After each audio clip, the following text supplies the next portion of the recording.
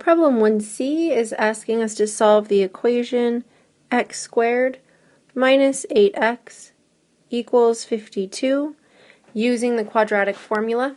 The quadratic formula is negative b plus or minus the square root of b squared minus 4ac all over 2a.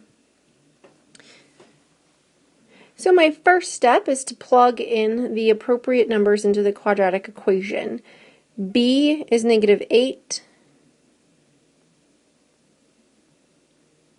plus or minus, don't forget that radical symbol, b squared is negative 8 squared minus 4.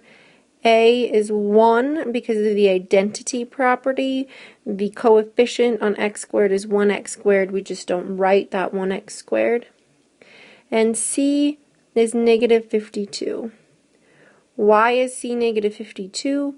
Because it is on the right side of the equation, and to move it to the left side of the equation, we subtract 52 on each side.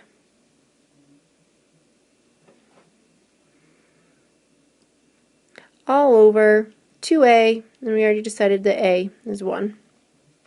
Now I can start simplifying. Negative 8 is positive 8, plus or minus the square root.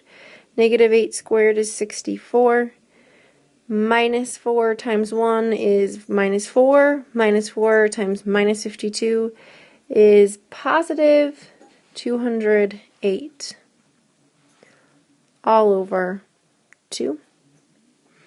Now I can combine like terms inside of the radical.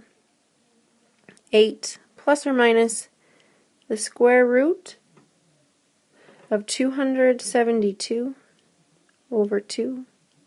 I know 8 divided by 2 is 4, so that gives me 4 plus or minus the square root of 272. If you stop here, I'll accept your answer.